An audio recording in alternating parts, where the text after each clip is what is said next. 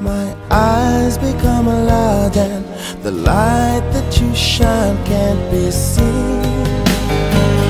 Baby, I compare you to a kiss from a rose on the grave. Ooh, the more I get of you, the stranger it feels, yeah. Hey, this is Ari Koinuma speaking, and today we are going to analyze CEO's hit from the 90s, Kiss from a Rose, and see what kind of songwriting wisdom we can find in the song. So, first of all, the intro goes like this.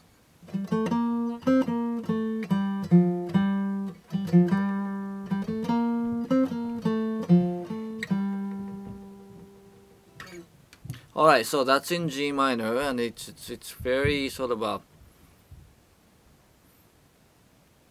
fairly predictable melody in that it just goes up the scale and come back. You know, there's no big jumps there, and then when you put that kind of sort of a nice stepwise motion, that creates a sense of sort of a how would I call it? It sounds very sort of stately, really sort of nice, sort of comforting, predictable, you know, all smooth, you know, I know what's going on here, kind of comforting, sort of a reassuring feeling. And it's a really great sort of a warm-up to the rest of the song. That's why it's such a great intro. And as you can see in the next parts, that the rest of the song is really not like that. If the rest of the song was like that, then this is a more precursor for what is to come. But this is more of a setup, kind of like calm before the storm. Well, it's not a storm, but before the drama of the rest of the song, it's just kind of, you know, easy warm up to what is to come, and that's an effective move here. All right. So here's how the rest of the verse goes. It goes like this, or verse and the chorus. It goes like this.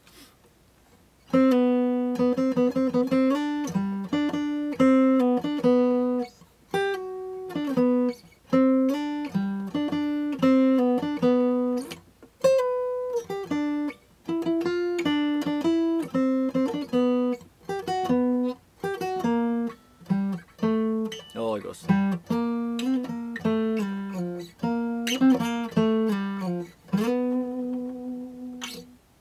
Alright, so what do you notice about that particular verse melody? There are a lot of jumps in there. You know, he's blessed with a huge range, so he takes advantage of it by, you know, having one line here, another line there. That big jump is part of the charm of this song, and how he creates it really sort of unpredictable and really sort of dramatic to listen to. You know, something like when he goes up.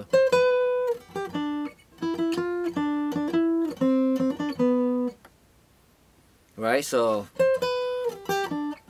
you know, that's just like, you know, entirely different octave in terms of the range. So it's really easy when you're writing song on your own to just kind of have that, you know, stick to that sort of that really narrow range, and depending of course who the singer is, or if it's yourself or who you're writing it for, but consider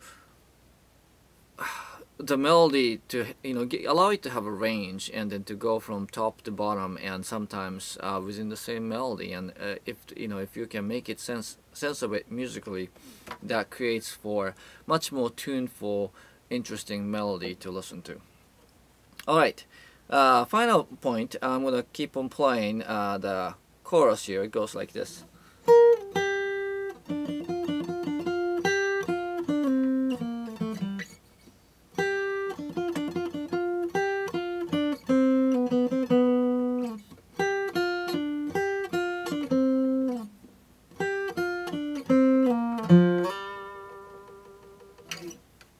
Alright, so what I can tell you about that verse and the chorus too is that you notice that there's a B flat and B sort of kind of coming and going here, and that creates sort of a switch between major and minor harmony. And I mean, he even does it like in like the right next to each other, you know, like that section right before the chorus, right? B first and then B flat, and then we're in minor, and then goes back to major, and then back to minor.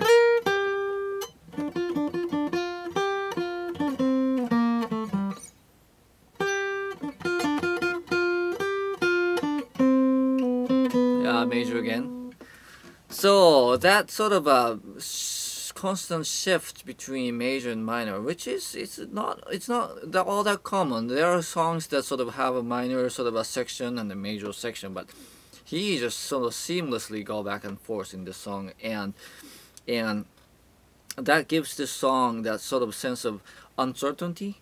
And the part of the charm of the song is the sense of mystery and uncertainty that the song creates. The song is rich in imagery, and it doesn't sound corny, at least not too corny, precisely because he has that sort of major minor mixture that sounds ambiguous. You know, sort of the tension, you know, like unpredictability of, oh, I don't know from one phrase to the next how the next phrase is gonna come across. And that is just a brilliant move with this song in terms of, you know, giving the song its sort of a sonic character and giving the song a sense of mystery and drama. And you know, that's what keeps us sort of drawn to this song and to those melodies, and it just doesn't get really tiring even if you listen to it many times. So CEO's Kiss from a Rose, and we discussed about how the stepwise smooth intro creates a sort of a warm-up of what is to come, which is different from, you know, what's coming next. So it just kind of creates us a nice sort of a easy intro, and how that works in this song. We talked about how the melody has a big gap, big jumps, and the big range is part of what creates the interest in this song and how it makes it listenable. And then we talked about going back and forth between major and minor harmonies to really sort of keep the song from being predictable and giving it a nice sense of mystery. And these are all possibilities that we can sort of consider applying to our own songwriting to create, you know, songs that you know, is really good and fun to listen to.